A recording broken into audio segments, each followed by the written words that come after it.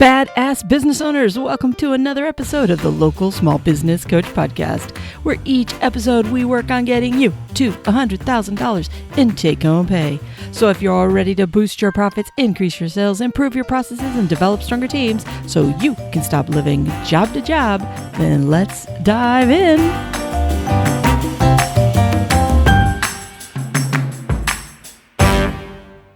Hey, badass business owners, welcome back to the show. How are you doing? Well, I got a question to ask you. Have you ever screwed up? I mean, just like screwed up, made the wrong decision, but yet you thought you made the right decision? That you would have sworn that you made the right choice, that faced with a difficult situation, you were darned. Let's put it this way. Let's just say that you were going to be wrong either direction. So you step back and you're like, all right, let me logically work through this and let me pick the right decision. And then you found out that you made the wrong decision and you faced all this backlash and you ended up getting in trouble, or, it ended up costing you financially, or whatever the case may be. How did that make you feel?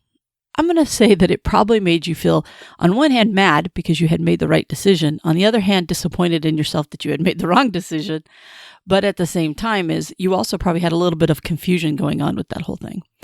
And, I want to share with you a story of, I don't hold back a lot of different memories. Every once in a while, they come out through stories, like I'm talking about them and they'll come out.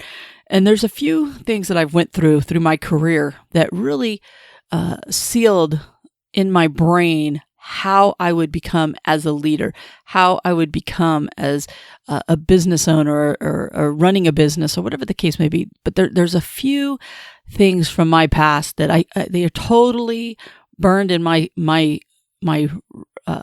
memories. I'm trying to think of another word, but and I laugh because I'm not the type that holds on to memories. You can say, "Don't you remember when?" And I'll be, no, and the other person is like flabbergasted that I can't remember that situation. Things go in, things go out. But what I find is the memories I tend to hold on to had a big impact on me. So I want to share something that happened when I was, I want to say 24, 25, probably 24, maybe younger. But I want to share it with you because it really helped me understand, not only for myself, but it also impacted me when it came to the people that I hired. And right now you're probably going, Tammy, how are you going to connect all this? All right, well, let me kind of go back. When I first started with Home Depot, obviously I started as a cashier, I worked my way up, sales, department supervisor, and eventually, I got all the way through. But at one point when I was an assistant manager, one of the duties that we had as an assistant manager was we had to count the funds. And we would do the funds in the middle of the day when we pulled them out of the registers. And then in the morning, after the bookkeeping department put everything together, we had to go count the cash and get that all ready so that Loomis could pick it up. Well, we had this kind of a thing that when Loomis came to pick it up, they were to pick up that entire day's worth of money. So it would be whatever we stripped out the day before plus whatever we had taken, after they had counted all the register tills in the morning, all of that would go out with the late morning, early afternoon pickup. All right. Well, at one point, one day, we could not balance. Nothing was working, no matter how much bookkeeping tried to get the things to figure out. And I did. And I used to be a backup bookkeeper. So, I knew exactly how the process worked.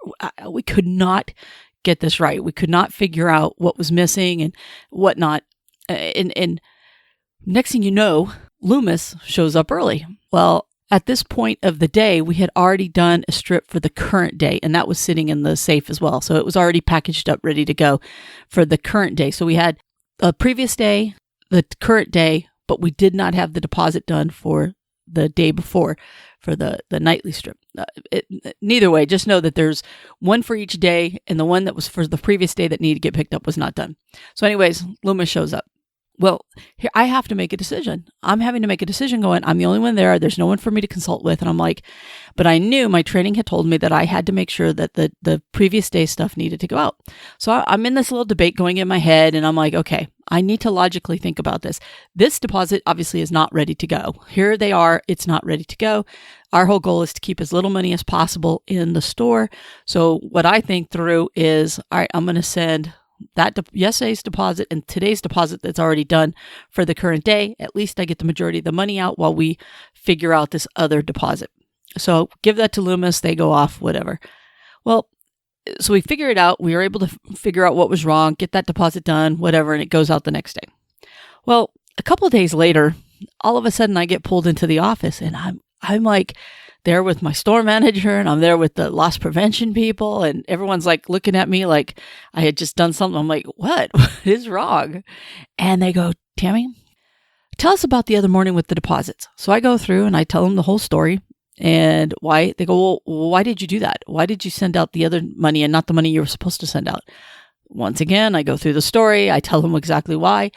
And they're like, sorry, you made the wrong decision. We're going to write you up.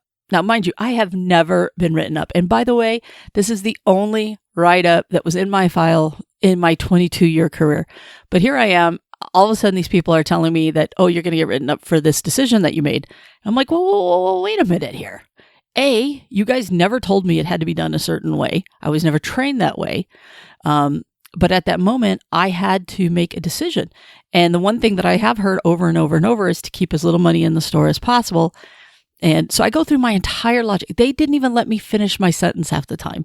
It didn't matter the decision that I had made. It didn't matter that I made it logically. It didn't matter that this wasn't something that was done half-assed or without care or anything like that. Just, nope, sorry, you screwed up. You need to be written up. I tell you this story, even though it may not appeal to a lot of you, but I'm telling you this story because the reason that it is so ingrained in my head is not because I got the write-up, although that did tick me off for many, many years since I had a clean file. No, I tell you this because the reason it became a memory to me is here I was, a conscientious employee trying to do the right thing. Here I was, a conscientious leader, because I was in charge of the store that day, who made a decision based off of logically working through what was the best decision at that moment. And even though I made the best decision that I thought in that moment based off of the skills I had and the knowledge that I had, it still blew up in my face. I still got in trouble, and I still was made to feel as if I was a bad employee and I was making poor decisions, even though in my heart I never felt I did. And for years later, I would always remember this whenever I was faced with a similar situation where I had to make a decision. And you know what? I would have made that same decision over again unless I had a different piece of the understanding. Unless I knew that absolutely under no circumstances should I have done what I did, I would have probably made that same decision. The only way I would have made a different decision if I would have had another piece of information that I was lacking. So what that caused me to do and caused me to realize as I went through life was when it came to myself, it taught me that I needed to continue. I did the right thing, that I would do the same thing. Given that I would go through all of the pieces of information that I had, I would use logic and think my way through the problem to figure out what was the best decision. And if I was right, fantastic. And if I was wrong, that's a very expensive price to pay. That's a learning lesson that I had. And you know what? Every time we screw up, let's face this, we grow every time we screw up, every time we make the wrong decision. There's different types of decisions. And when you make a wrong decision, sometimes the wrong decision is because you don't care. And sometimes you make a wrong decision even though you thought you were making the right decision. So part of my lesson for you today is when it comes to yourself, all you have to worry about is that you're using all of your common sense, all of the information that you have at the moment, process it, and make a decision. It's important that you make that decision. You have to make the decision. I don't want you to be paralyzed and not make the decision. But here's the thing. Sometimes those decisions are going to be wrong, and there's going to be a price, and it might be something minor, and it might be something major. You know what? Did the store burn down? Did the money not get counted? Did it take a little extra day to get all the books balanced behind the scenes with corporate because of the way that we did the deposits? Yes. But it wasn't a costly mistake, and it wasn't something that cost people's lives in danger and stuff like that. So you know what? We're going to make mistakes. The second reason I tell you this story is for those of you that have people that work for you. Either you pick them up off the streets or you have them on your payroll. Sometimes we're so quick to hurt our employees, to tell them they were wrong, to write them up, to beat them up, we paralyze them from making decisions because they make decisions out of fear. What you don't want is to have employees that make a decision based off of what's not going to get them in trouble. Instead, we want employees that are going to make decisions based off of the training that they've had, the knowledge that they have, and using their common sense as to what the right decision is.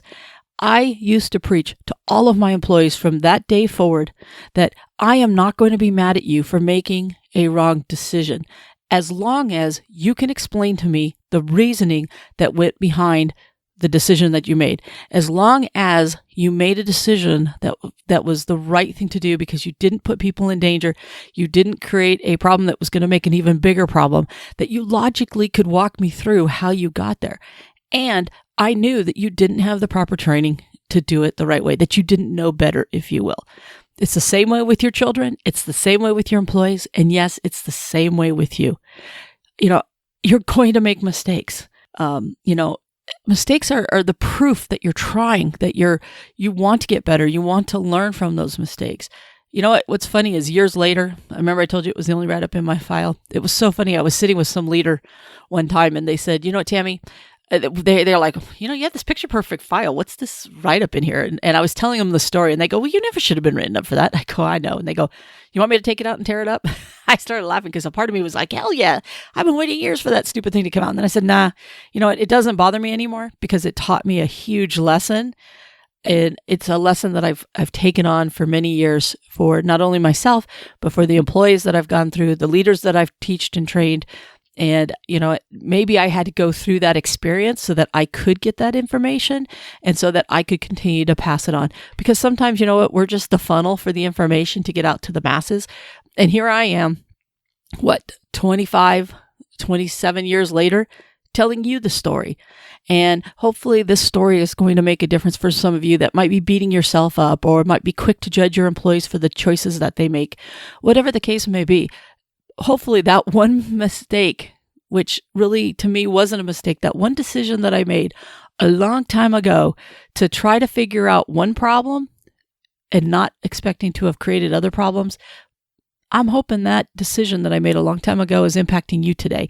That some of you, will ease up on yourself, that you won't keep beating yourself up, and that, you'll have a little bit more patience with your people, and that you'll communicate to your people that you expect them to make mistakes, but you expect them to make informed decisions, informed mistakes, that there's a logic and a reason behind what those decisions are. And I hope you hold yourself to that same accountability.